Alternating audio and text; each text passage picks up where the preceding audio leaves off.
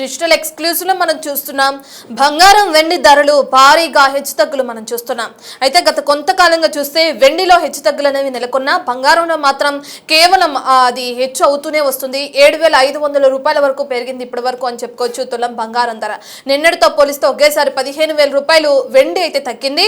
అయితే బంగారం ధరలో మాత్రం ఎటువంటి ఇది అనేది కనిపించట్లేదు. అది పెరుగుతూనే వెళ్తుంది బంగారం ధర అని తెలుస్తుంది. మళ్ళీ అటు మార్కెట్లో బంగారం ధరలు దూసుకు వెళ్తున్నాయి. వారంలో 5 సార్లు బంగారం ధరలు పెరిగినాయి. 7,500 పైనే పెరిగినట్లు తెలుస్తుంది తులం బంగారం ధర. 24 క్యారెట్స్ బంగారం ధర 1,61,780 రూపాయలు ఉంది. నిన్నటితో పోలిస్తే 430 రూపాయలు పెరిగినట్లుగా కూడా మనకు తెలుస్తుంది. ఇక 22 క్యారెట్స్ బంగారం రేటు 1,48,300 వరకు ఉన్నట్టు చూస్తున్నాం మనం ఈ రోజు. వారంలో 3 సార్లు అటు వెండి కూడా రేటు హెచ్చుతగ్గులు కూడా జరగడం చూస్తున్నాం. వెండి బంగారం హెచ్చుతగ్గులకి ప్రధాన కారణం ఏదైతే ప్రపంచ వ్యాప్తంగా నెలకొన్న యుద్ధ వాతావరణాలని చెప్పుకోవచ్చు. ఒకరిపైన ఒకరు చేస్తున్న ఆరోపణలు అనుకోవచ్చు. మరో విధంగా చూస్తే ట్రంప్ విధించిన అధిక టారిఫ్లు, అలాగే ట్రంప్ ఎప్పటికప్పుడు చేస్తున్న వ్యాఖ్యల వల్ల మార్కెట్ అనేది కుదేలవుతూ వస్తుంది. ఇక ఈ విధంగా బంగారం రేటు పెరుగుతూ వెళ్తుంటే సామాన్య ప్రజల పరిస్థితి ఏంటి అనేది కూడా ఇప్పుడు ప్రశ్నార్థకంగా మారిందని చెప్పుకోవచ్చు. మరో పక్కన చూసుకుంటే వెండి ధర, బంగారం కన్నా వెండి ధరల్లో మనం హెచ్చుతగ్గులు చూస్తున్నాం. అంటే వెండి పెరుగుతుంది తగ్గుతుంది, కానీ బంగారం మాత్రం ఎక్కడ తగ్గుదల అనేది లేదు, కేవలం పెరగడం మాత్రమే చూస్తున్నాం. అయితే వెండి వరకు వస్తే వారంలో 3 సార్లు వెండి రేట్ అనేది పెరిగింది. కిలో వెండి ధర 2,85,000గా ఉంది. అయితే నిన్నటితో పోలిస్తే ఒకేసారి 15,000 వెండి ధర తగ్గడం జరిగింది. అయితే దీనంతటికి కారణం ఇంపోర్ట్ టారిఫ్ అని చెప్పుకోవచ్చా, ట్రంప్ చేసిన వ్యాఖ్యలు అనుకోవచ్చా? బులియన్ మార్కెట్లో మళ్ళీ అనిశ్చితి కొనసాగుతుంది. దీంతో బంగారం వెండి రేట్లకు మళ్ళీ రెక్కలు వచ్చాయని కూడా చెప్పుకోవచ్చు. సో ఏదేమైనప్పటికీ ఈ బంగారం హెచ్చుతగ్గులు కానీ లేదంటే ఫ్యూచర్లో ఇంకా పెరిగే అవకాశం ఉందా? ఒకవేళ పెట్టుబడులు పెట్టేవాళ్ళు మరి ఇప్పుడు రేట్స్ అనేవి పెరుగుతూ తగ్గుతూ వస్తున్నాయి. ఇటువంటి వాళ్ళు బంగారం వెండి పైన మొగ్గు చూపొచ్చా లేదా? ఈ డీటెయిల్స్ అన్ని మనకు అందించడానికి మనతో పాటు ప్రభు గారు ఉన్నారు, బిజినెస్ అనలిస్ట్. ఆయనతో మాట్లాడదాం. ప్రభు గారు నమస్తే అండి. సో సార్, మనం చూస్తున్నాం ఇప్పుడు ఇండియా వైడ్గా చూసుకుంటే అందులోనూ ప్రధానంగా తెలుగు రాష్ట్రాల్లో ఇది పెళ్లిళ్ళ సీజన్.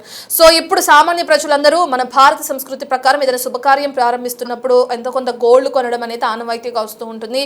ఇటువంటి క్రమంలో బంగారం రేట్ ఏ విధంగా పెరుగుతుందో కూడా మనం చూస్తున్నాం. అంటే సామాన్యులకి అందనంత వరకు వెళ్ళిపోతుంది రేట్ అనుకోవచ్చండి ముందు వెళ్ళిపోయింది కదా, మామూలుగా దాదాపుగా బాగా పెరిగిపోయింది కదా. ఎక్కడ గోల్డ్ ఇదివరకు 1 గ్రామ్ ఎంత ఉండేది, ఇప్పుడు ఎంత ఉంది. సో బాగా పెరిగిపోయింది. ఒక రకంగా చూస్తే అంటే బుల్ ట్రెండ్ అనేది బూలియన్స్ లో ఇంకా కంటిన్యూ ఉంది. ఎందుకంటే అన్సర్టనిటీ, క్లారిటీ లేదు. ఇప్పుడు అంటే ఫేమస్ లల్లు గారు అంటారు కదా, జబ్ తక్ आलू में समोसा रहेगा तब तक बिहार में लल्लू रहेगा ना.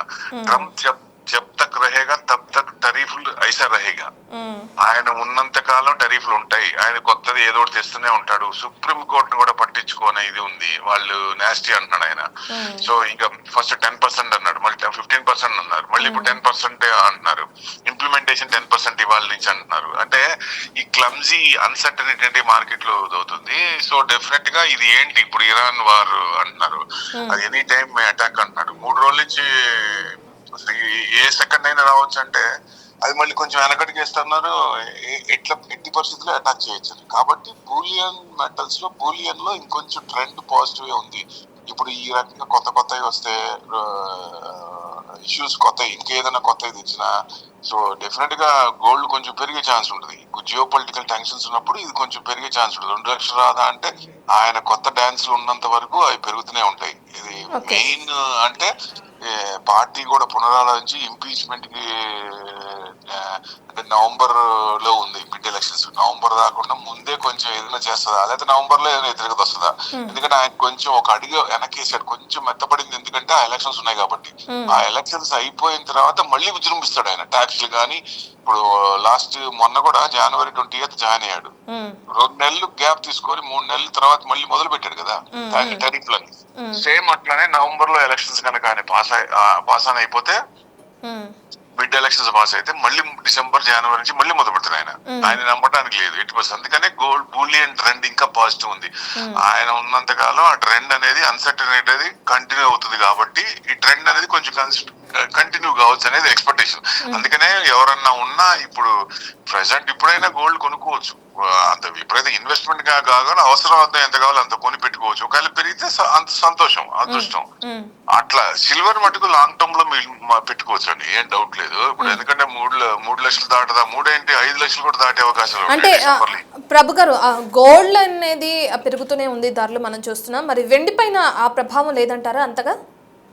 అంటే పెరగటం బాగా పెరిగిందిగా, గోల్డ్ కంటే ఎక్కువ పడింది అది, పారాబోలిక్ పాత్ వచ్చింది. మళ్ళీ పెరిగేటప్పుడు కూడా అంతే పెరుగుతుంది. ఏదండి ఇప్పుడు మామూలు స్టెప్ బై స్టెప్ పెరుగుతుంది. ఈ ఇష్యూస్ ఏదన్నా ఉన్నప్పుడు గోల్డ్ కంటే సిల్వర్ కొంచెం ముందు పెరిగే ఛాన్స్ ఉంటుంది.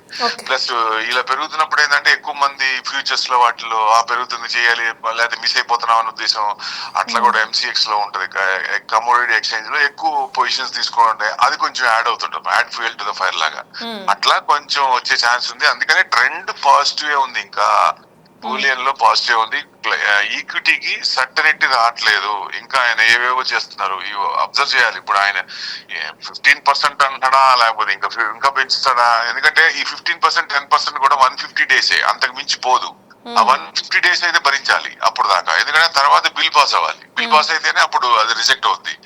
సో ఇవన్నీ ఉన్నాయి కాబట్టి షార్ట్ టర్మ్ లో కొంచెం ట్రెండింగ్, ఈక్విటీకి ఇబ్బంది పడుతుంది కాబట్టి గోల్డ్ మెటల్స్ కొంచెం బాగానే ఉండొచ్చు ఎక్స్పెక్టేషన్.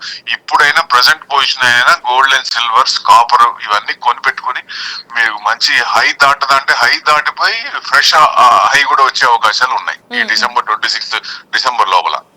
ఈ ఇష్యూస్ కనుక కంటిన్యూ అయితే, ఆ ఇష్యూస్ లేవు, ఈక్విటీ పెరుగుతోంది అన్నప్పుడు గోల్డ్ కొంచెం డౌన్ సైడ్ కొంచెం ఉండి కన్సాలిడేషన్ అవుతుంది. సిల్వర్ మటుకు కొంచెం ఇంకా కొంచెం చిన్నగా పెరిగే ఛాన్స్లే ఉంటాయి. అది కొంచెం పడాల్సింది ఎంత పడాలో అది పడిపోయింది అది. సో ఇది కరెక్ట్ గా పొజిషన్స్ ప్రకారం వెళ్తుంది. అంటే బయింగ్ ఇదిలో అంటే ఫ్యూచర్స్ పొజిషన్స్ కాకుండా మామూలుగా వెళ్తుంది కాబట్టి ఇక కన్సంప్షన్ ప్రకారంగా చిన్నగా స్టెప్ బై స్టెప్ సిల్వర్ పెరిగే ఛాన్స్ ఉంటుంది.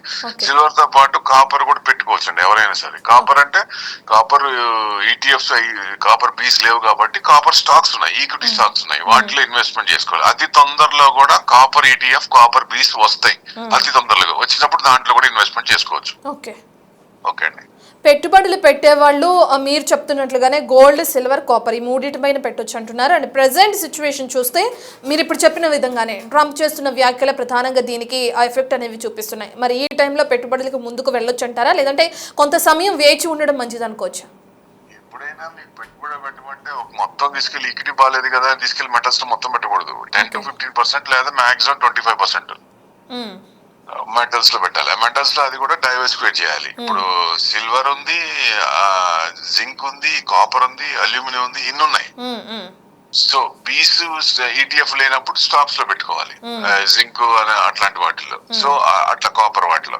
సో ఇవన్నీ కూడా డైవర్సిఫైడ్ చేసి పెట్టుకుంటే ఇప్పుడు దాన్ని డిమాండ్ బట్టి, ఆ ప్రోడక్ట్ డిమాండ్ బట్టి ఆల్రెడీ పొజిషన్స్ ఉన్నాయి కాబట్టి కిందకి రావడమా లేకపోతే స్టెప్ బై స్టెప్ ఇంకా కన్సంప్షన్ పెరగడం అనేది ఉంటుంది. కాబట్టి మెటల్స్ కి ఏం పర్వాలేదు లాంగ్ టర్మ్ కి. షార్ట్ టర్మ్ కి ఈ issues geopolitical tensions, economic concerns ఉన్నప్పుడు కొంచెం పైకి కిందకి మూవ్మెంట్స్ ఉండే ఛాన్స్ ఉంటుంది. బట్ లాంగ్ టర్మ్ లో white will dominate the yellow, no doubt at all. అదండి. అంటే ఈవెన్ కాపర్ కూడా మళ్ళీ సిల్వర్ ని దాటే ఇది కూడా ఉంటది, ఎందుకంటే ఇండస్ట్రియల్ యూసేజ్ కాబట్టి అది పెరిగింది కొద్ది.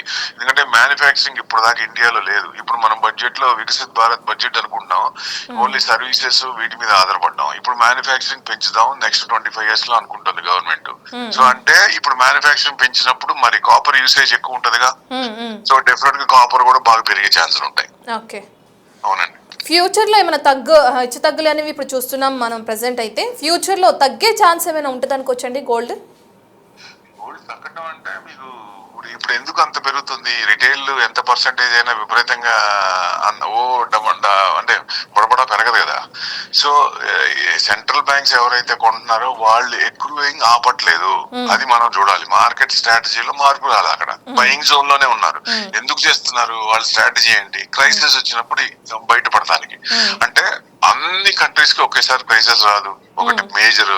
సో ఎవరికన్నా వచ్చినప్పుడు వాళ్ళు అమ్ముతారు తప్ప మిగతా వాళ్ళు అమ్మరు. సో ఏదైనా ప్రాఫిట్ బుక్ చేసుకుందాం అనేది ఎక్కువ చేసింది ఎవరండి? చైనా కనుక ప్రాఫిట్ బుక్ చేసుకుందాం అనుకుంటే అప్పుడు ఏదన్నా 1,10,000, 1,20,000 రావచ్చు. ఇంకా ఎక్కువ అమ్ముతుంటే 1,00,000 కింద 90,000 to 1,00,000 రావచ్చు. కానీ మామూలుగా అయితే అంత పడకపోవచ్చు. డిమాండ్ ఇంకా ఉంది. సో ఎక్కువ యూసేజ్ కూడా ఉంది, రిటైల్ పర్సంటేజ్ ఉంది. ఈవెన్ స్టూడెంట్స్ కూడా ఇప్పుడు కాలేజ్కి వెళ్ళే స్టూడెంట్స్ కూడా వాళ్ళు ఇచ్చే తల్లిదండ్రులు ఇచ్చే డబ్బుల్లో డిజిటల్ ఎంత ఉపయోగపడిందంటే వాళ్ళ దగ్గర ఉన్న 100 రూపాయలతో కూడా డిజిటల్ గోల్డ్ కొంటున్నారు యాప్ ద్వారా. So 100 rupees also they can invest. మామూలుగా అయితే పెట్టలేరుగా. డైరెక్ట్ గా షాప్ కి వెళ్తే 1 గ్రామ్ అంటే ఎంత ఉందో అంత కొనుక్కోవాల్సిందే కదా, కొనలేరు. మీ ఫ్రాక్షన్ లో అమ్మరు. సో అదే డిజిటల్ అయితే ఫ్రాక్షన్ లో వస్తున్నారు. ఆ పర్సంటేజ్ ఈటీఎఫ్ లో బాగా పెరుగుతుంది. అది ఎక్కువ మంది ఇన్వెస్ట్మెంట్ చేస్తారు. అట్లా కూడా ప్లస్ అవుతుందండి. ఎంత పెద్ద పడకపోవచ్చు కానీ కొంచెం ఏదన్నా ఉన్నా మీరు అన్నట్టు ఈక్విటీ పెరిగినప్పుడు కొంచెం తగ్గుద్ది, కానీ విపరీతంగా పడుద్ది. మనం కొనుక్కుందాం అని అంత వెయిట్ చేస్తే మనం కొంచెం ఇబ్బంది పడాల్సి వస్తుంది. సో ఏదైనా మనం స్టాగర్డ్ మేనర్ లో కొంచెం చిన్నగా కొనుక్కోవడం గోల్డ్ మంచిది. ఇన్వెస్ట్మెంట్ లో అంటే మీకు హ్యాపీగా కాపరు సిల్వర్ లో చేసుకోవటం మంచిదండి. ఓకే, థ్యాంక్ యూ ప్రభు గారు, థ్యాంక్ యూ అండి. సో మనం చూస్తున్నాం బంగారం రేట్లలో గత కొన్ని రోజుల నుంచి పెరుగుదల అనేది చూస్తున్నాం. బులియన్ మార్కెట్లో అనిశ్చితి అనేది కూడా కొనసాగుతుంది. ట్రంప్ చేసిన వ్యాఖ్యలు దీనికి ప్రధాన కారణంగా తెలుస్తుంది.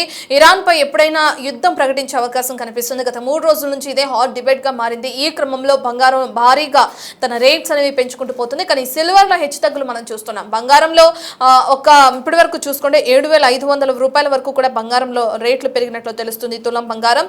కానీ వెండి మాత్రం ఇప్పటికే 15,000 తగ్గినట్లుగా కూడా మనకి సమాచారం అందుతుంది. సో ఈ ప్రకారం చూసుకుంటే పెట్టుబడులు పెట్టేవారు కొన్ని రోజులు వేచి ఉండే అవకాశం కూడా ఉండొచ్చు. మరో పక్కన చూసుకుంటే కేవలం గోల్డ్ సిల్వర్లో మాత్రమే కాకుండా ఇప్పుడే మా బిజినెస్ అనలిస్ట్ ప్రభు గారు చెప్పినట్లుగానే కాపర్ పైన కూడా ఇన్వెస్ట్ చేసే అవకాశాలు ఉన్నాయి.